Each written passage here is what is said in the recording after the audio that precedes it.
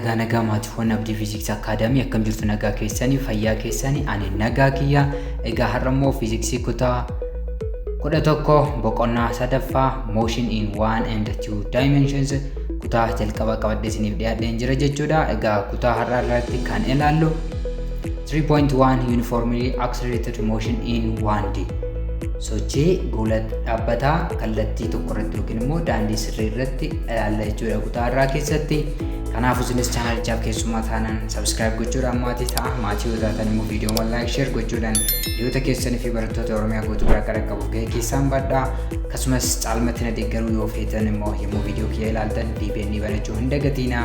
Maateriaalota barnoota adda addaa argachuu yoo barbaaddan immoo chaanaalii telegiraama keenya Abdii Fiiziksii Akaadaamii join gochuu hin dagatinaa. Kallattumaan qabiyyee keenya irraa kan jalqabnu ta'a. Introduction seensa irratti yommuu ilaallu motion is the change in position of an object with respect to time and a reference point. Egaa jalqaba irratti motion yommuu jennu waa'ee sochii irra deddeebitanii ilaaltaniitu jechuudha. Yeroo adda addaatti kutaawwan gadaanan keessattis jechuudha. So motion kan jennuun kun yookiin immoo sochii kan jennuun kun bakka jijjiirrannaadha jechuudha. Bakka itti argamaa yookiin immoo bakka iddoo jijjiirrannaa yeroo faana taasifamu akkasumas reference point yookiin immoo tuqaa ka'umsaa waan irraa kaanee wanti kun sadhata wanta kanaatiin iddoo isaa jijjiirrateera jechuudha. Reference point yookiin immoo tuqaa ka'umsaa fi yeroo irratti hundaa'uudhaan wanti tokko iddoo isaa yoo jijjiirrate wanti sun sochii gaggeesseera yookiin immoo it is in motion jennaan jechuudha. That is the simple definition of motion. It is a fundamental concept in physics and can occur in various forms such as linear, circular or oscillatory motion. Egaa sochiin kun fiiziksii keessatti baay'ee murteessaadha jechuudha. Konseptii baay'ee murteessaa yookiin immoo kan bu'uuraa kan ta'edha jechuudha. Gosoota garaagaraa qaba sochiin. Lineariin daandii sirrii irratti fakkeenyaaf kutaa har'aa keessatti kan ilaallu jechuudha. Circular sochii daandii marfataa irra gaggeeffamu. Oscillatory motion sochii hollannaa yookiin immoo sochii duraaf duubaa jechuudha. Fakkeenyaaf springin yookiin immoo pendulumiin kan gaggeessan oscillatory motion jechuudha. Isaan kun hunduu gosoota sochiiti jechuudha.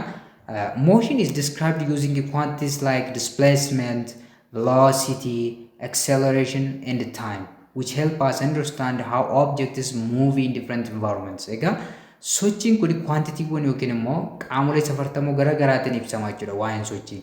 Inni jalqaba qaxxaamura displacement, velocity ariitiidhaan, acceleration guulaan akkasuma yerootiin akkasuma immoo distaansiidhaan isaan kun kalqabee warreen ta'anii kalqabee warreen ta'an immoo distaansiidhaan ibsuu dandeenya, ispiidiidhaan ibsuu dandeenya, yeroo itti daballee ibsuu dandeenya jechuudha. Sochiiwwan naannoo keenyatti gaggeeffamu hunda isaanii hubachuudhaaf physical quantitoonni nu gargaaran hedduu isaaniitu jiru jechuudha. Bal'inaan waa'ee isaanii ni ilaalla jechuudha. Akkuma kana duras ilaalaa turtan. The study of motion is governed by Newton's laws of motion and is essential in fields ranging from everyday mechanics to advanced engineering and space exploration. Egaa waa'een sochii qo'achuu kun yookiin immoo qo'annaan sochii kun kan bulu yookiin immoo govern kan ta'u seerota sochii Niwutaniin jechuudha. Egaa seeronni sochii Niwutan sadii akka jiru ni beektu jechuudha. The first, the second, the third law. Seeronni kun waa'ee sochii hubachuudhaaf gahee guddaa qabu jechuudha.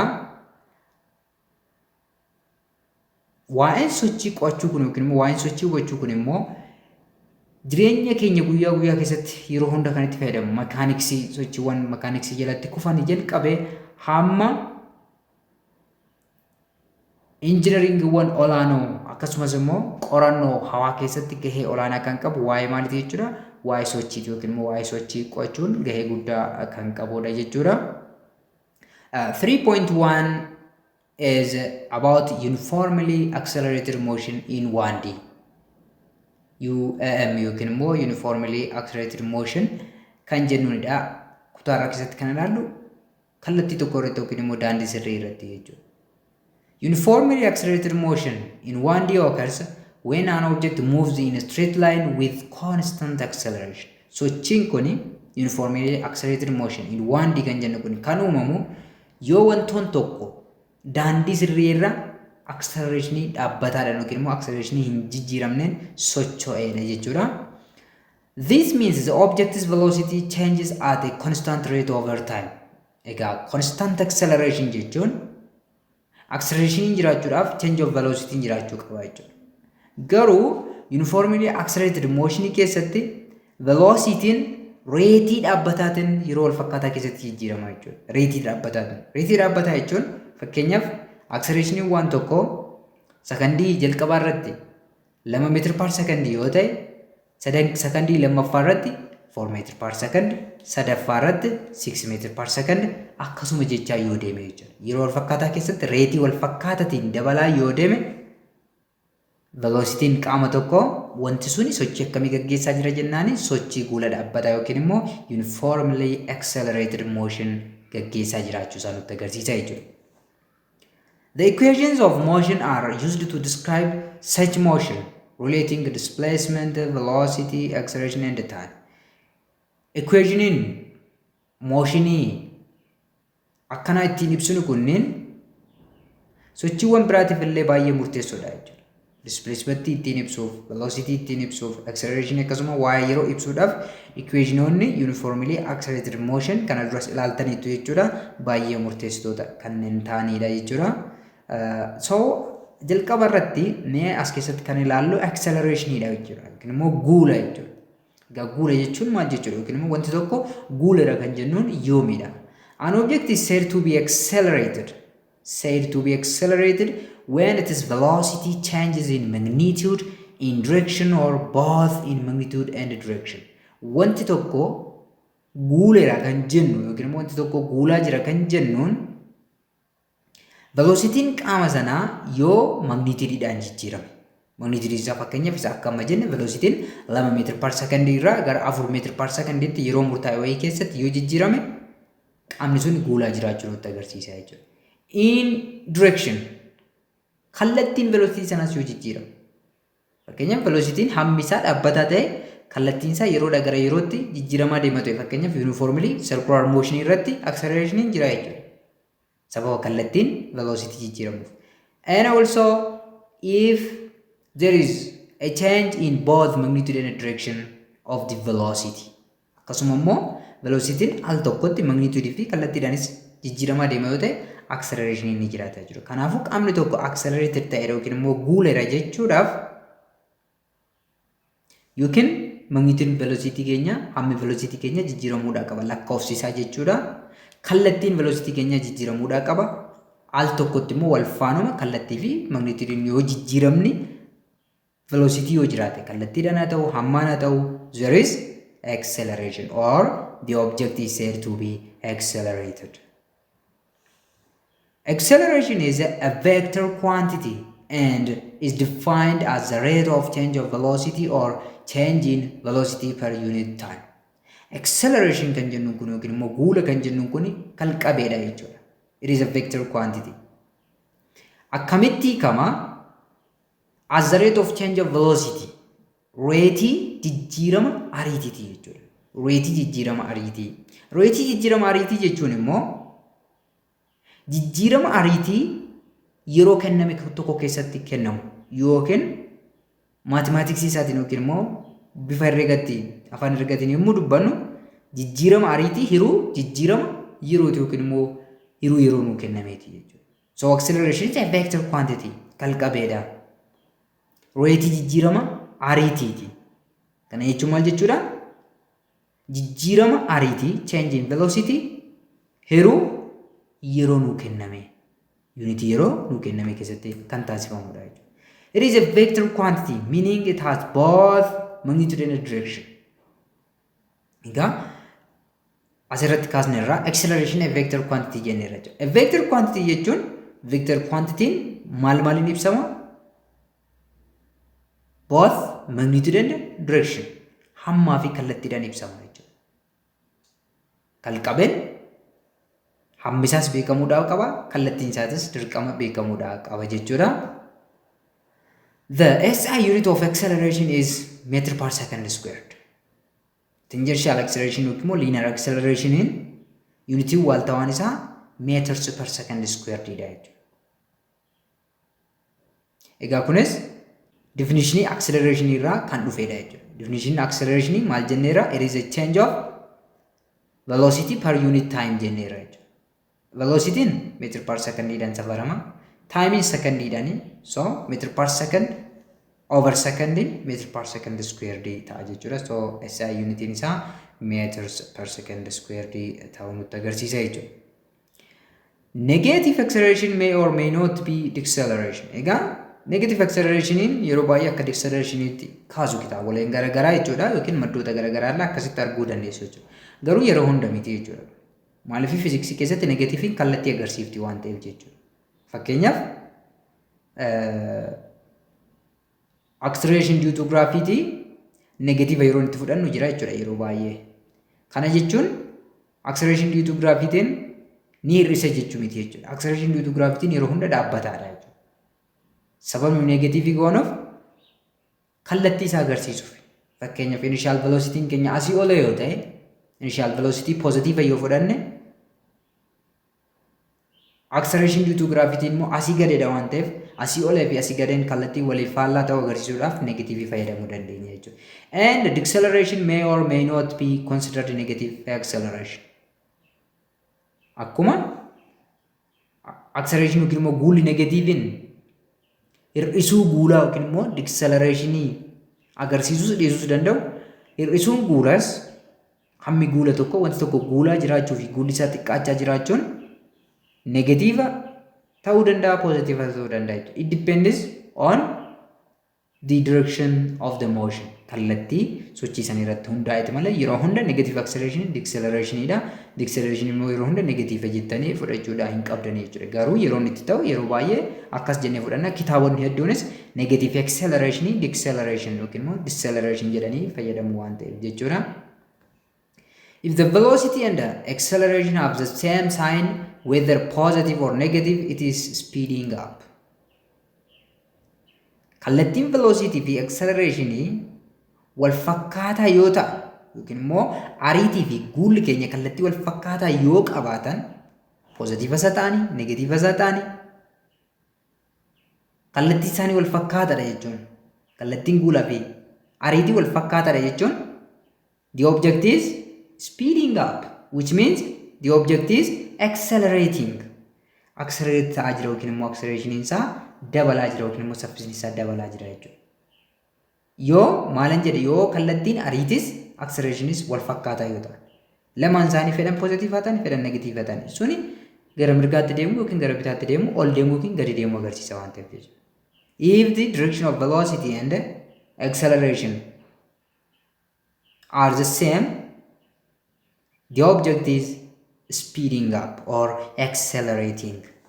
Wanti suni kallattii speediin isaa dabalaa jiraachuu yookiin immoo guulaa jiraachuu isaa kan nutti agarsiisudha jechuudha.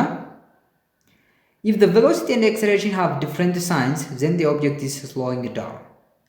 Kallattiin ariitii fi kallattiin guulaa immoo walii faallaa yoo ta'an fakkeenyaaf velocity'n asii olee ta'e acceleration immoo asii gadi yoo ta'e fakkeenyaaf kufaatii wal abaaratti yookiin immoo wanta asii olee darbatame tokkoof initial velocity'n keenya maal ta'a asii olee ta'a.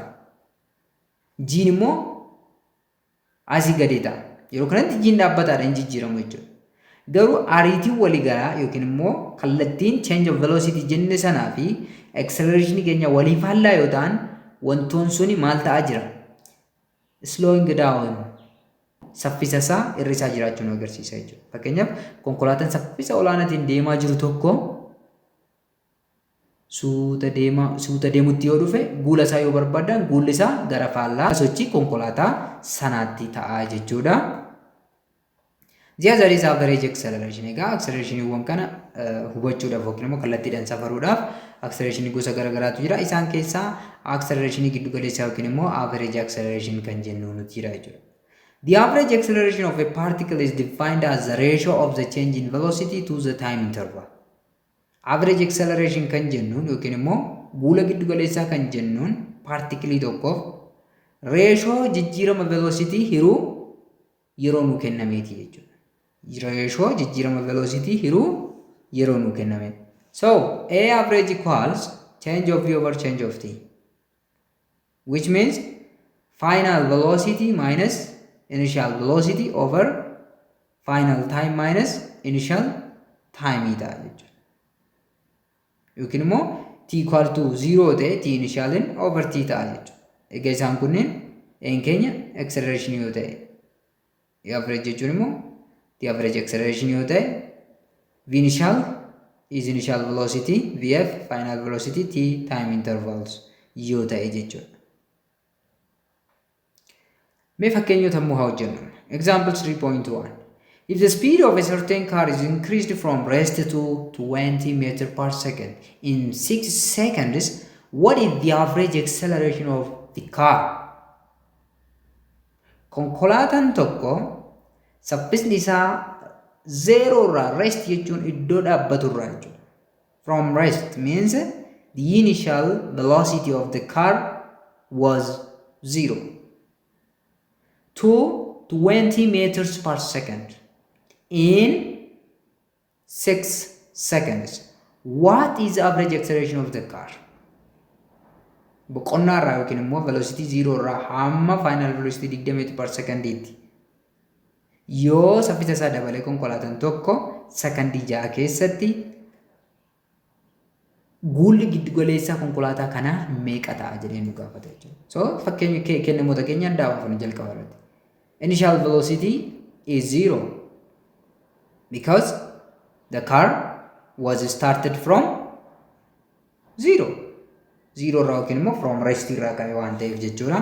And the final velocity is 20 meters per second.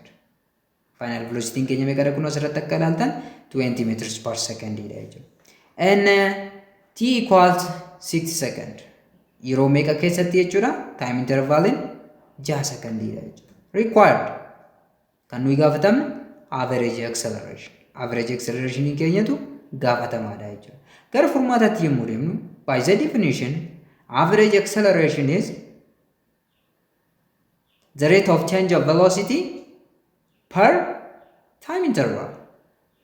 Jijjiirama ariitii yeroo jijjiirama yeroo nu kenname yookiin immoo intervaalii yeroo nu kennameeti jechuudha. Isa kana formulaatiin yommuu barreessinu A average equals change of V or delta V by T, or we can say delta T since T initial equals 0. So which means V final minus V initial over T.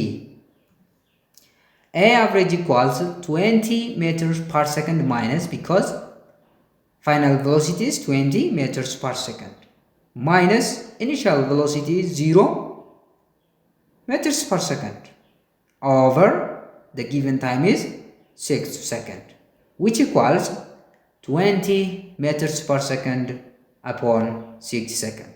Digdama irujata jechuudha. Isa kana yommuu ta'an A average equals 3.3 meters per second squared.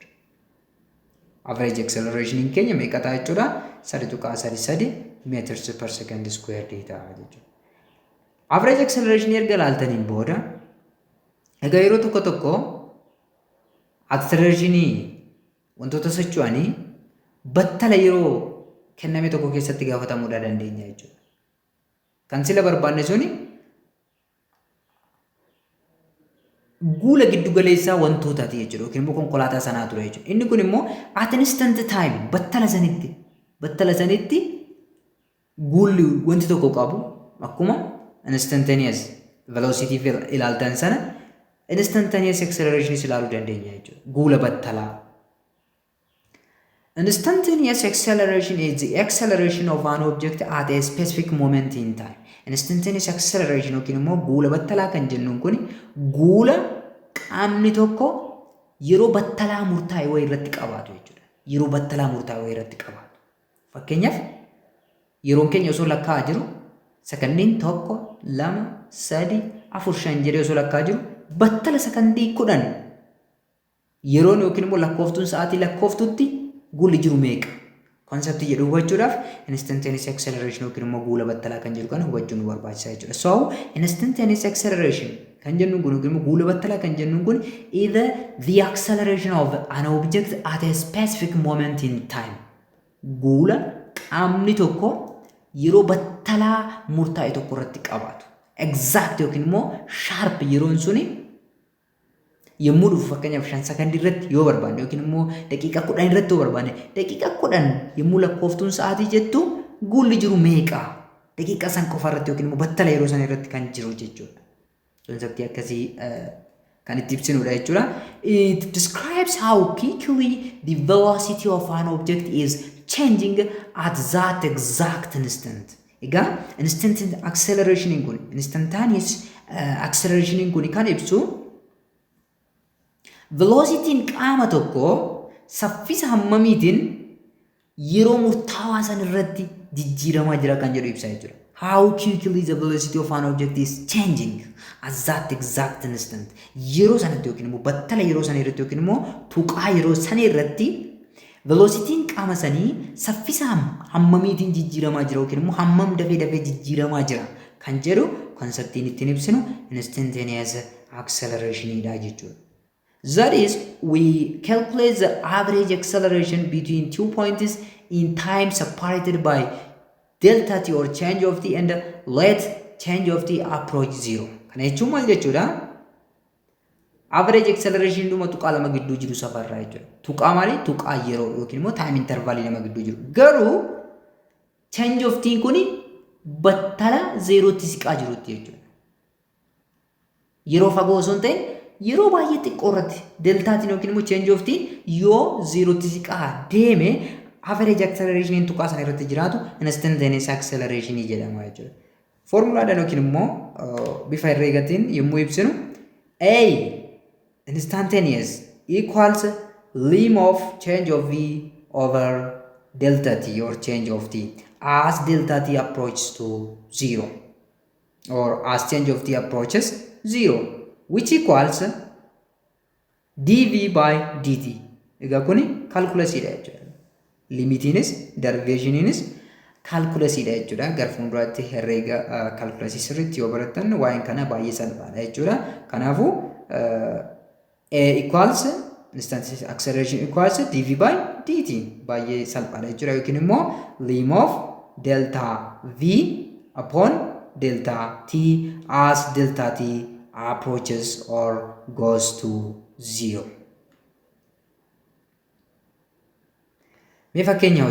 Example 3.2. The velocity of a particle that moves along a straight line varies as a function of time with the velocity equations as v of t equals t squared minus 2t. Find the acceleration of the particle at t equals 2 seconds. Ariitiin qaama tokko yommuu qaamni suni sarara qajeelaa irra adeemu adada yeroon dabalaa deemuun ariitiin isaas dabalaa yookiin jijjiiramaa deema jechuudha. So ariitiin kuni hammi inni jijjiiramu hima walqixa ariitii v of t equals t squared minus 2t kanaan yoo ibsame jedha. Find the acceleration of the particle at t equals 2 seconds at a specific time. Equationin keenya yookiin himni walqixa velocity keenya bifa kanaan yoo ta'e taayimii kamirrattuu velocity isin qabaattan function kanadha jechuudha. Iddoo kanatti lakkoofsota keessan galchuudha. Fakkeenyaaf 1 second irratti 1 square minus twice of 1 negative 1 meter per second dha jechuudha. 2 irratti 3 irratti 4 irratti 10 irratti barbaaduu dandeessu. Iddoo dhumatti lakkoofsota isin kennaman bakka buusudha jechuudha. Amma kan nu gaafatamne accelerationii partikiliin kuni 2 sekondii irratti qabaatu yookiin immoo battala sekondii 2 irratti qabaatu barbaadinu jedhee jechuudha. Kan gaafatamne instantaneous acceleration dha jechuudha.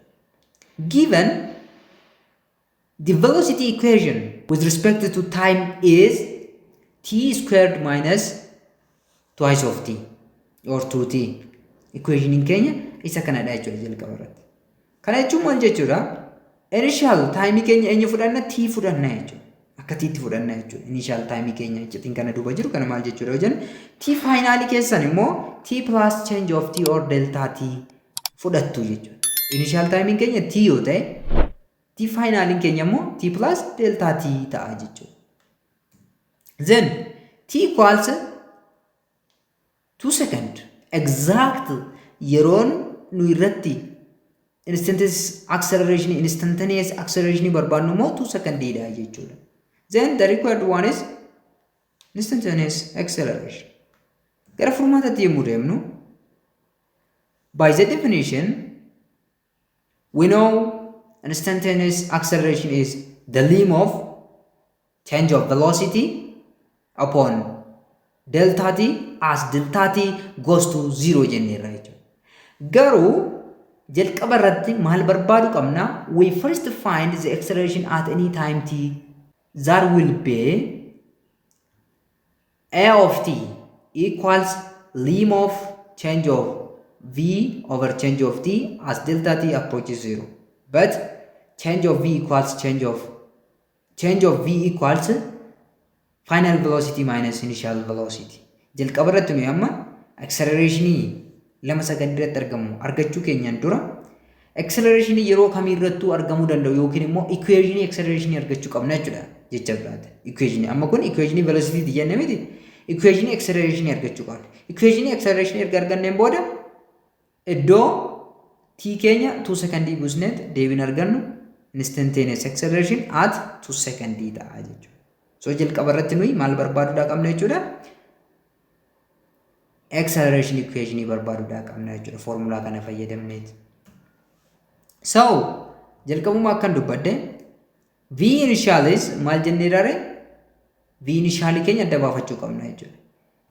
T initial t dhamiti so v of t which means iddoo t dhuma fudhanna jechuudha. T squared minus 2t v initial keenya ta'a jechuudha. Equation keenya akkas jedha waan ta'eef jechuudha. V final keenya immoo maal ta'a jechuudha? Time keessan iddoo t meeqa buustu jechuudha? T plus change of t immoo buustu jechuudha. So v final v into t plus delta t which means equation keenya iddoo t kana eenyu buusna jechuudha? T plus delta t buusna jechuudha. So t plus delta t squared time keenya tomma t keenya eenyudha jechuudha? T plus delta t waan ta'eef jechuudha. Minus 2t jedhamiti iddoo kanatti. Iddoo t kana ammas t plus delta t fayyadamna jechuudha. Isa kana salphisuudhaa qabna. Final velocity qabdu, initial velocity qabdu, sanaan booda formula keessanitti galchuudha jechuudha. So a at t or the equation of acceleration with respect to time equals lim of change of v over change of t as change of t approaches 0, which means lim of change of v means final velocity or v at what? Kuni times miti jechuudha. V at t plus change of t minus v of t over change of t as change of t goes to zeros. Isaan kana bakka buufattu jechuudha. Egaa sila akkuma barreessine v at t plus change of t yookiin immoo initial final velocity kan jenneen kun t plus change of t squared maaliif t squared dha waan ta'eef iddoo kanatti kan nuu kenname minus twice of t t keenya asitti final t kan nuu kenname t plus change of t dha jechuudha. Then minus v of t jechuun eenyudha? T squared minus 2t dha jechuudha over delta t or change of t. Isaan kana hojjechuudha jechuudha. So kana yommuu diddiirsinu t plus delta t squared jechuun tokko tokkoon diriirsina jechuudha. Tokko tokkoon diriirsina. T kuni akkasumas delta t kuni equation as keessa jiru kana lachuu baay'isaa jechuudha. Kana yommuu diddiirsinu lim of t into t plus delta t plus amma immoo eenyu fudhanna? Delta t fudhanna. Delta t times t plus delta t minus 2t isa kana jechuudha. Isa kana immoo yommuu raabsinu 2t negative times positive is negative ta'a. Minus 2t minus twice of delta t ta'a jechuudha. Minus isa kana immoo akkuma jirutti barreessuu dandeenya. T squared kun negative t squared negative times negative maaliif negative iddoo kana jira waan ta'eef lamaan isaanii baay'iste jechuudha. Negative times negative is positive plus positive 2t ta'a jechuudha. Over delta t as delta t approaches 0. Itti aansuudhaan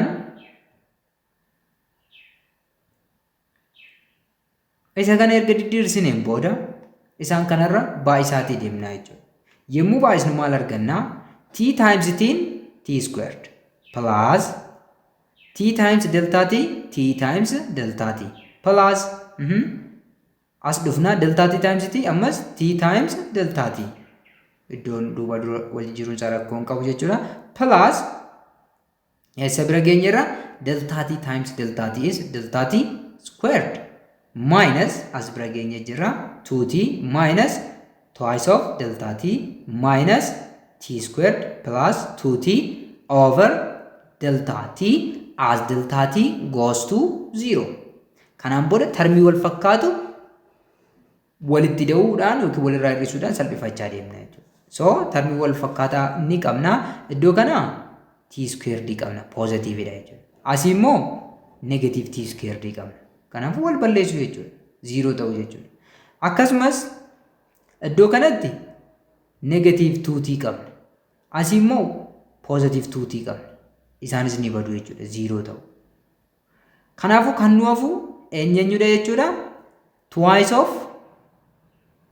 of t delta t maaliif t delta t plus t delta t wal fakkaataadha waan ta'eef twice of delta t arganna jechuudha. Plus delta t squared fi asitti immoo kan nu hafu eenyuudha. Twice of delta t tu nu hafa jechuudha. Negative twice of delta t upon delta t nu hafa. Isa kana salphifnaa jechuudha. Limitii keenyatti deemuudhaan dura maaliif amma iddoo delta t kana amma 0 buusne undefined nu ta'a waan ta'eef nu jalaa ta'a waan ta'eef jechuudha. Dursinee over kan jettu kana balleeffachuudha qabna jechuudha akka seera herreegaatti. So kan nu hafu akkuma sila isiniin jedhe t delta t plus t delta t twice of delta t plus delta t squared here it is minus twice of delta t upon delta t. Then amma hundi isaa delta t qaba yoo ilaaltan. Kunis delta t qaba, kunis delta t qaba, kunis delta t qaba. So delta t akka komanitti fudhachuu dandeenya. So delta t times asitti maal ta'a? 2t plus asitti immoo delta t tokko ta'a. Delta t minus asitti lama qofatu nu hafa negative lama ta'a jechuudha. Over delta t. Then we can simplify delta t by delta t as delta t approaches 0. Xumurree jira jechuudha. Kanaan booda a of t equals lim of 2t plus delta t tokkicha kana nu hafa jechuudha. Minus 2 arganna jechuudha. Since delta t goes or approaches to or equals to 0 roughly or approximately kallattumaan equation kana bakka delta t amma eenyu buusuu dandeenya? 0 buusuu dandeenya jechuudha. Yommuu 0 buustan the acceleration equation will be twice of t or 2t plus 0 instead of delta t. Maaliif limitiin keenya garamitti siqaa deema? Gara 0 tti siqaa deema waan ta'eef jechuudha. Minus 2 isa kana jechuudha. Kuni maal ta'a? 2t minus 2 ta'a jechuudha. 2t minus 2 kan jennu kuni acceleration equation keenya jechuudha. Acceleration equation keenya maal ta'a jechuudha? 2t minus 2 ta'a jechuudha. Yeroo nu kenname kamirrattu. Kanaan booda a at 2 barbaanna jechuudha. Then substituting the given time t equals 2 seconds. A of t kan jenna sana a of 2 barbaanna jechuudha. So instead of t we use 2 given in keenya 2 dha waan ta'eef jira. So acceleration at 2 seconds equals 2 times 2t jennee miti equation in keenya iddootti kana 2 secondii buusna jechuudha. 2 times 2 minus 2 kana yommuu baay'istan meeqa argattu? 4. 2 times 2 is 4. Afurii jechuudha. Hir'isuu 2 meeqadha jechuudha? 2 meters per second square ta'a jechuudha. Egaa bifa kanaan hojjetu jira. Egaa limitichi waan dheerate fakkaata.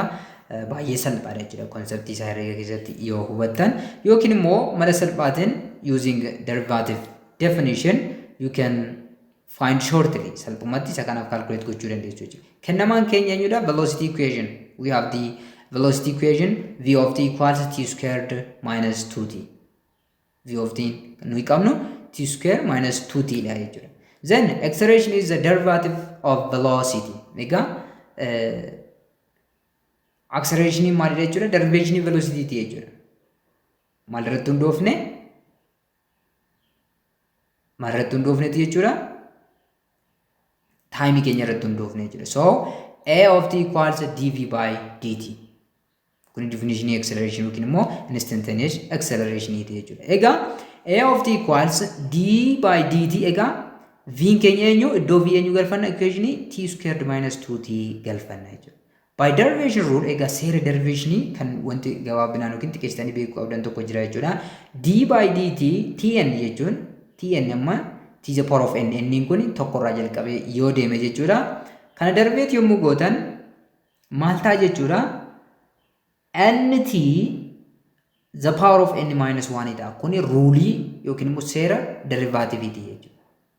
T the power of n yoo qabaattan n kana fiddan ittiin baay'istu t dhaan. Power immoo n minus 1 gootu jechuudha. Tokko irraa isaa deemtu jechuudha. So mala kana fayyadamtaniit t squared minus 2t kan jettu kana darbeet gochuudha jechuudha. Kana immoo fayyadamnu meenuu salphisneetuma laalaa adeemnu. So asii eenyu qabna t squared qabna.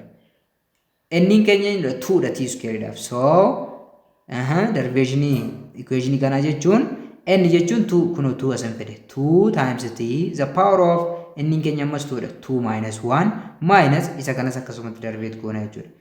T the power of 1 in meeqa?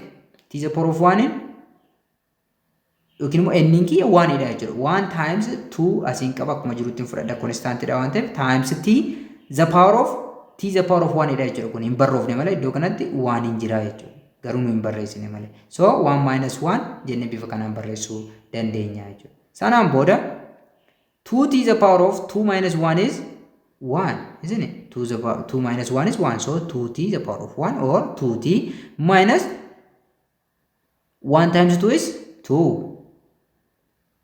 T the power of 1 minus 1 is 0. Inni kun immoo 0 ta'a jechuudha. So you know that any number the power of 0 is 1. Lakkoofsa barbaaddan power isa 0 ta'e tokkodha jechuudha. Miliyoona tokko the power of 0 tokko. Kuma tokko the power of 0 tokko jechuudha. So isa kana 2t the power of 1 jechuun immoo 2t dhuma jechuudha jechuudha. So a of t equals 2t minus 2 argattu maaliif t the power of 0 1 ta'a waan jenneef jechuudha. Amma equation keenya arganne moo arganne jira jechuudha. Then iddoo t keenya 2 sekondii buusudha jechuudha salphumatti. So a at 2 second equals 2 times 2 minus 2. Equation keenya 2t minus 2 1 ta'eef jechuudha. Then 2 times 2 is 4. And 4 minus 2 is 2 meters per second square ta'a jechuudha. Bifa kanaan argachuudha dandeessu jechuudha. Baay'ee salphaadha. The other is motion with constant acceleration. Egaa sochiiwwan yaa uniformly accelerated motion dhuma jechuu keenya jechuudha. Waa'ee masanaati maaliif acceleration define goone gosoota acceleration define goone amma immoo kallattumaan waa'ee sochii guula dhaabbataa tokko tokkoon ilaalutti seennaa jechuudha. Although there is a possibility to have a varying acceleration, which means non-uniform acceleration in reality, in many common types of one-dimensional motion, the acceleration is assumed to be constant or uniform. Carraan nuyi acceleration jijjiiramaa yookiin immoo dhaabbataa hin ta'in argachuu yookiin immoo qabaachuudhaaf qabnu bal'aa ta'ullee garuu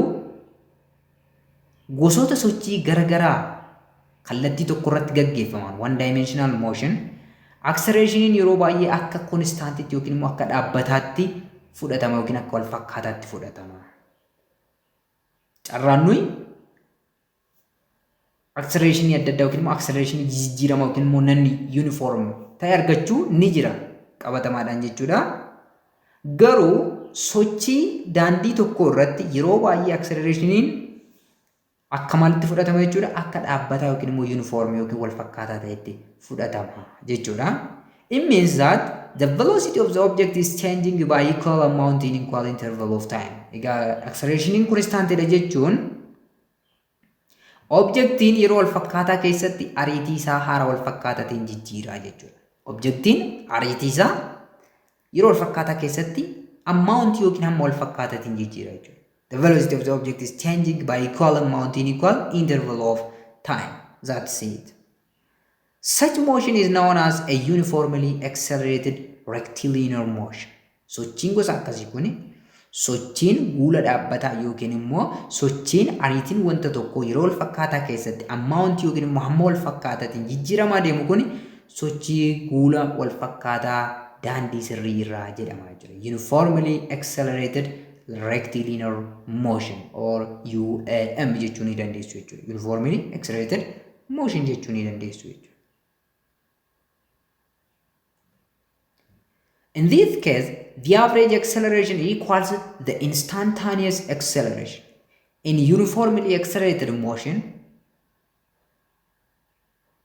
the amount of average acceleration or the magnitude of average acceleration equals the amount of or magnitude of instantaneous acceleration. Sochii guula dhaabbataa keessatti hammi guula giddugaleessaa fi hammi guula battalaa wal qixa ta'a jechuudha. And the average velocity is the average of the initial and the final velocities. Average velocity immoo sochii guula maaliitiif dhaabbataatiif average ariitii jalqabaa fi ariitii xumuraa ta'a jechuudha. Egaa average jechuun ariitiiwwan lamaan san walitti daatanii lama hiruudhaan argama jechuudha. In uniformly accelerated motion, the average acceleration equals the instantaneous acceleration. Guulli giddugaleessaa fi guulli battalaa wal qixadha. Tokko. The average velocity is the average of the initial and the final velocities. Ariitiin giddugaleessa yookiin immoo average initial velocity fi final velocity yookiin immoo ariitii jalqabaa fi ariitii xumuraa ta'a jechuudha. Which means mathematically V average equals V initial plus V final upon 2. Kuni uniformly accelerated motion qofaaf jechuudha. Formulaan V average equals to V initial plus V final over 2 kan argannu kuni jechuudha. Akkasuma A average equals A instant jenneerra jechuudha. Exercise 3.1 kana hojjenna. Cheetah shown in the figure is the fattest land animals. Cheetah egaa bineensa suuraa kanarratti argaa jirtan kun jechuudha. Bineensa saffisa olaanaa qabudha jechuudha. Bineensa lafarraa yookiin immoo uumama lafarra jiran keessaa saffisa olaanaa kan qabu cheetah jedhamee beekama jechuudha. It could run up to 120 km/h. Sa'aatii tokko keessatti kiiloomeetira 120 deemuu danda'a jechuudha. Sa'aatii tokko keessatti kiiloomeetira 120 konkolaataadhaan olillee fiiguu danda'a jechuudha. Kun kan nutti agarsiisu maaliif egaa daandii biyya keenya keessatti keessattuu konkolaatonni kiiloomeetira 100 sa'aatii 2 walakkaa sa'aatii 3 yommuu deeman ni argina waan ta'eef jechuudha. Saffisa guddaa qabaachuu isaa nutti agarsiisa jechuudha.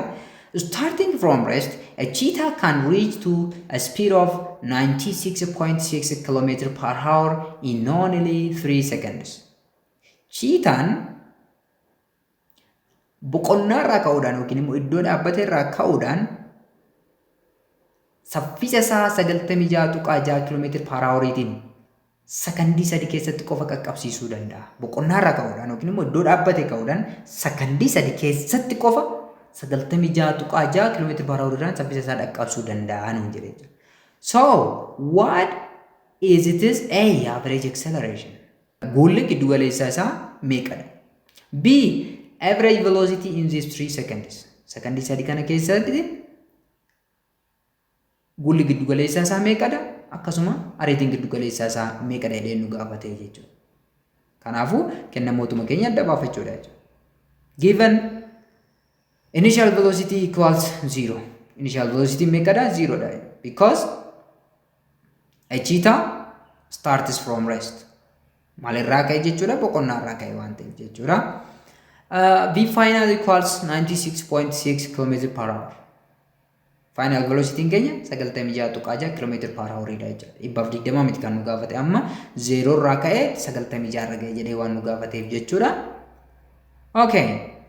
Then isa kana unity waaltawaatti jijjiirrachuudha qabna jechuudha. So 96.6 km/h means 96.6 times 1000. This is the conversion unit between kilometer and meter.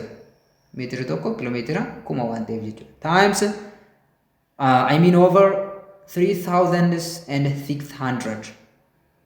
Kun immoo hariiroo haaworii fi sekondii gidduu jiru waan ta'eef jechuudha. Isa kanaan yommuu baay'isnu meeqa ta'a jechuudha? 26.83 meter per second or 26.83 meters per second ta'a jechuudha. Meter per secondiitti meeqadha jechuudha? 26.83 kana imagine gochuu dandeessu fageenya baay'ee guddaadha jechuudha. Sekondii tokko keessatti meetira 26 deemuu danda'u jechuun saffisa baay'ee olaanaa qaba jechuudha. Egaa kennaa addaati. meetira 26 baay'ee guddaadha jechuudha sakandii tokko keessatti jechuudha. So amma kana fiiguu danda'a jechuudha. Velocity isaa adada dabalaa deemeen chiitaan yeroon nuu kenname 3 second.